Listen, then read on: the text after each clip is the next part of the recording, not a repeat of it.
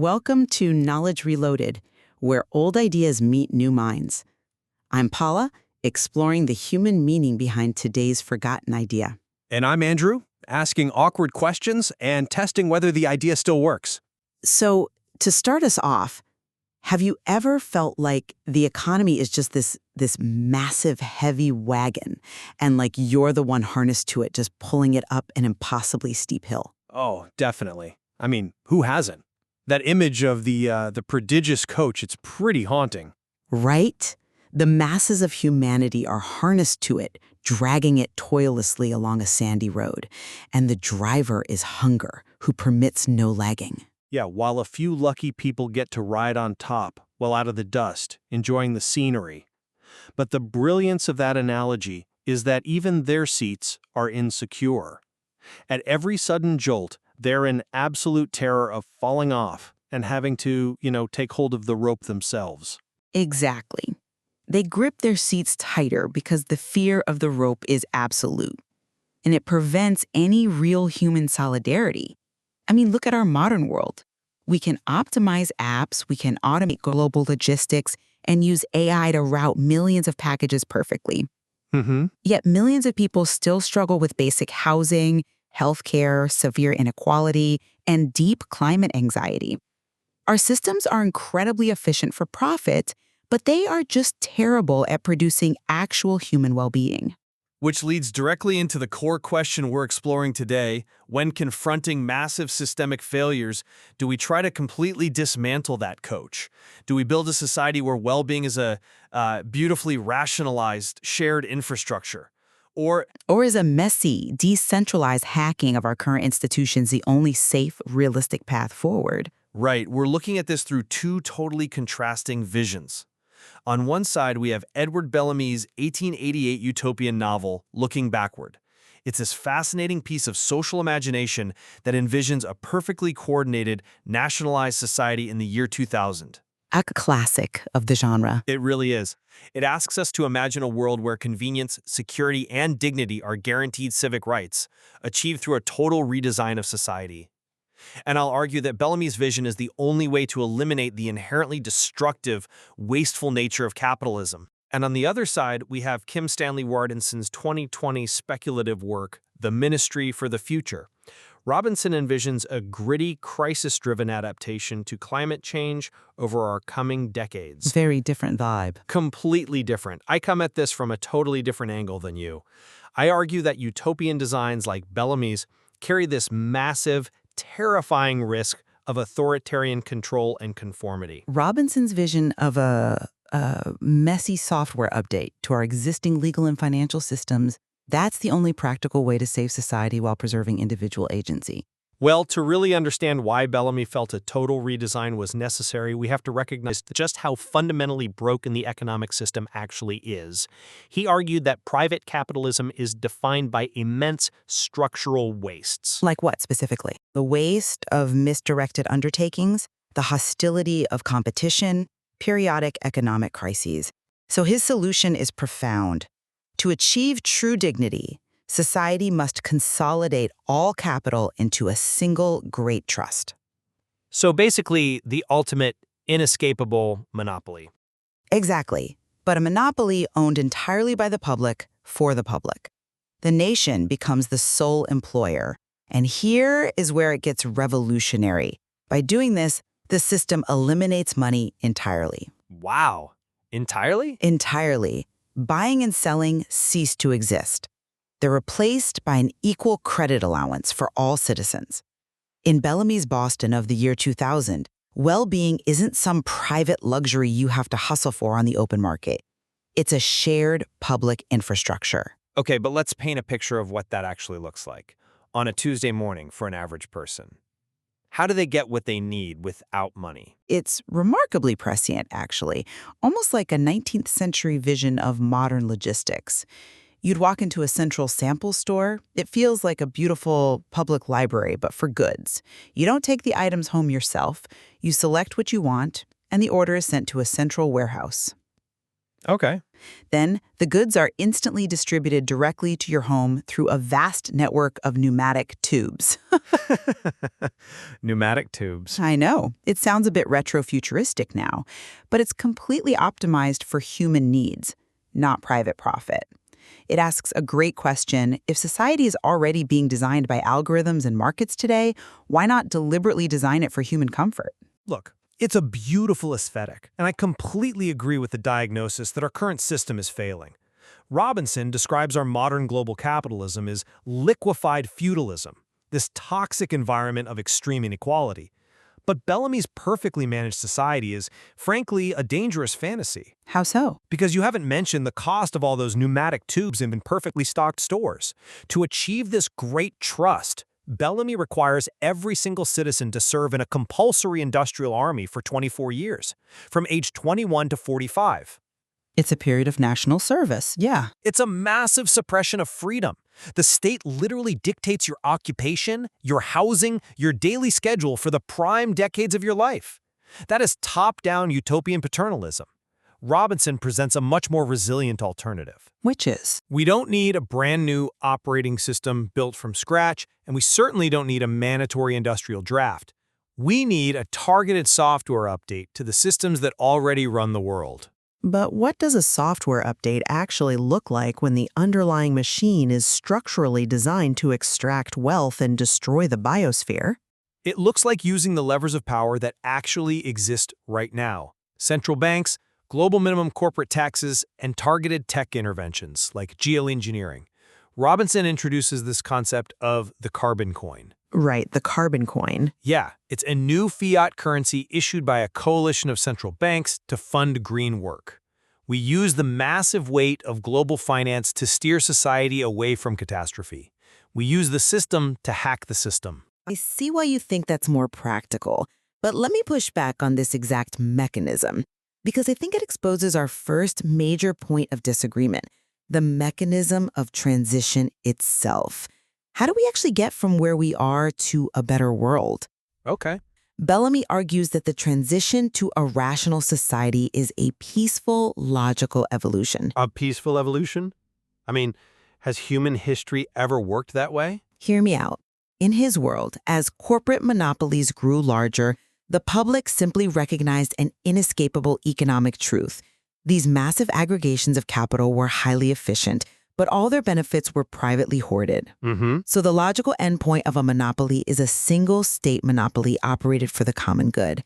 The people realized that leaving public survival to private individuals whose only interest is maximal profit was absolute madness. So they nationalized it. It was an intellectual awakening. I'm sorry, but I just don't buy that. The masses don't simply wake up one day, recognize an economic syllogism, and politely nationalize global industry. That is a fundamentally naive view of human history. Do you think we're incapable of logical, systemic change? I think Robinson shows us that real change isn't logical. It's forced by fear, trauma, and catastrophe. The entire catalyst in the Ministry for the Future is a horrific, visceral opening heatwave in India that kills millions of people in a single week. A tragedy that our current system is entirely capable of producing, by the way. Exactly. Humanity is currently trapped in what philosophers call capitalist realism, the illusion that the current system is the only possible reality. To break that illusion, you can't rely on polite public awakenings. You must use the levers that actually exist right now, even if they are deeply flawed. Let's pause right there. You keep mentioning the carbon coin as one of these existing levers.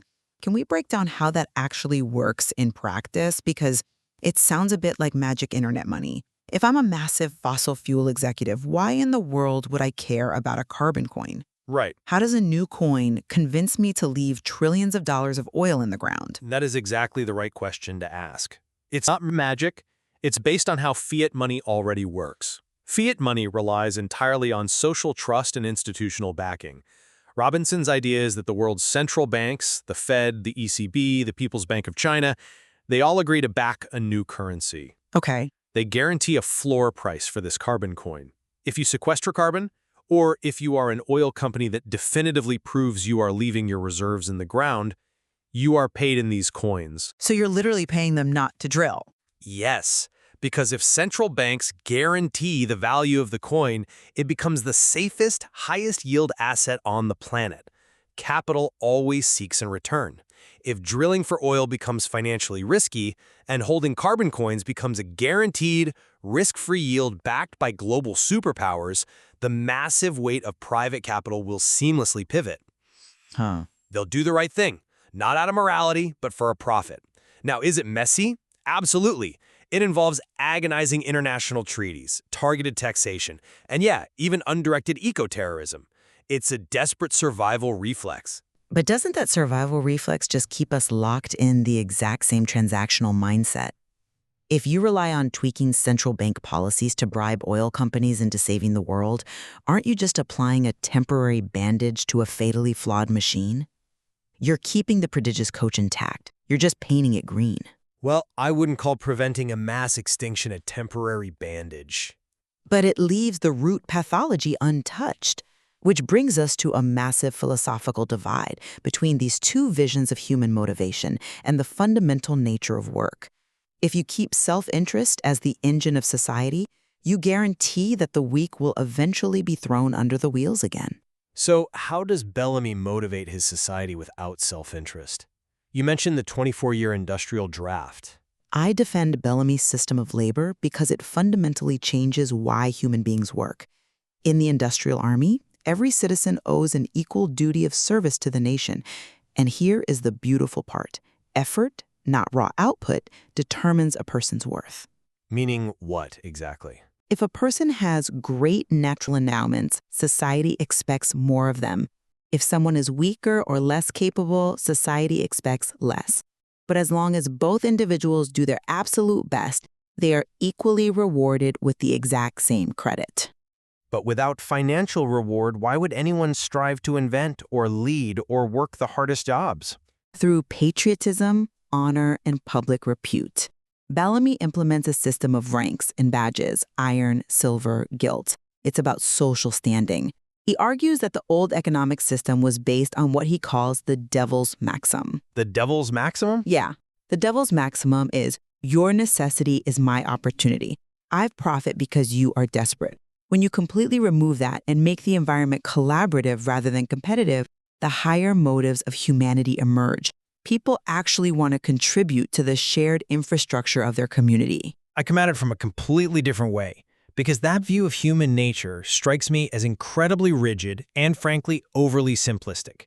Humans are homo faber. We are tool makers. We manipulate our environment to survive, and competition and financial incentives are deeply ingrained in our evolutionary psychology. So you think people are just incapable of working for the common good? I think expecting a population of billions to suddenly run on honor and badges is a massive risk. Robinson points out that we can't expect people to suddenly turn into saints to fix the biosphere. Green work must be highly paid to be effective. I don't know about that. If I can offer an analogy, Bellamy's industrial army operates like a perfectly tuned clockwork mechanism. It assumes every single gear and cog will spin exactly as told for the good of the machine. It completely ignores the messy reality of human friction, desire, and dissent. What happens to the gear that doesn't want to spin? They're treated as someone failing their civic duty, just as we would treat someone evading the draft in a time of war. Exactly. Which requires coercion. Robinson's carbon coin, on the other hand, treats human self-interest as the engine itself. It doesn't try to change human nature. It redirects that existing engine to save the biosphere rather than destroy it. We use the greed to cure the disease. That's a clever framing, but have you considered who gets left behind when greed is your operating system? Let's look at how both authors handled justice, inequality, and care for the vulnerable. Because this is where Bellamy's vision achieves a profound moral triumph. He introduces the concept of the invalid cores. The invalid cores. That is a striking term for the 1880s. It is, yeah. In his world, the sick, the disabled, and the incapable are fully supported. But they aren't supported out of pity. They are supported as joint inheritors of humanity's shared wealth. Bellamy removes the entire concept of charity. Right. In the old world, the rich gave the poor crusts from the table and expected them to be eternally grateful. Bellamy argues that the vast majority of our wealth isn't created by us. It's inherited from the technological and cultural achievements of past generations. Meaning, like, we are all standing on the shoulders of the thousands of generations that came before us. Precisely. Therefore, a disabled person has the exact same equal right to that inheritance as the strongest worker. They're given the exact same credit allowance because every human inherently deserves dignity simply by virtue of being human. Well-being isn't a prize for the fittest, it's the baseline infrastructure of existing. That is undeniably a compelling argument, and I acknowledge the moral beauty of Bellamy's welfare state. It is a deeply humane vision. But you can achieve justice without completely stripping away economic freedom and forcing everyone into an industrial army. Robinson achieves a just society through a different, much more flexible metric. He proposes capping the wage differential. How does a wage cap solve systemic poverty? By attacking both ends of the extreme. Instead of the state dictating every single person's occupation and consumption, society guarantees adequacy for everyone.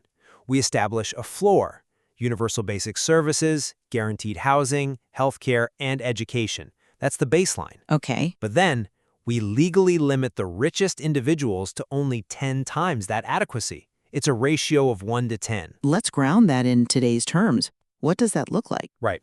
Imagine your company's CEO today. If the lowest paid janitor at that corporation makes $50,000 a year, it becomes legally impossible for the CEO to take home more than $500,000. Oh, wow. Think about how fundamentally that rewires corporate greed. If the CEO wants a raise, they literally have to raise the floor for the poorest worker. In today's world, some have 1,000 or even 10,000 times adequacy, while others have 0. Robinson shows that through progressive taxation and minimum corporate tax rates enforced globally, we can flatten that curve. You preserve the incentive to work hard, you preserve free choice, but you eliminate grotesque wealth disparity. That's an interesting point, though. I'd argue that adequacy is a highly subjective metric that constantly shifts. And more importantly, if you maintain a system where differential wealth exists, you maintain a system where power aggregates. But a 1 to 10 ratio limits that power heavily. On paper, yes, but capital is liquid. It always searches for the cracks. Bellamy explicitly notes that in his time, people tried to regulate interest and wealth accumulation, and it always failed because the underlying engine of private capital seeks to break those regulations. It's an ongoing battle, sure. You mentioned global minimum corporate taxes.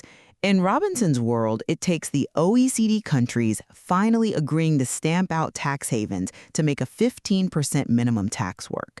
Does he really explain how we get global superpowers to just permanently agree to that without capital eventually corrupting the lawmakers again? Well, it takes decades of struggle, political maneuvering, and a terrified public demanding action. It's not easy. But that's my point. Bellamy's complete nationalization, where the nation is the sole producer and distributor, eradicates the cracks entirely.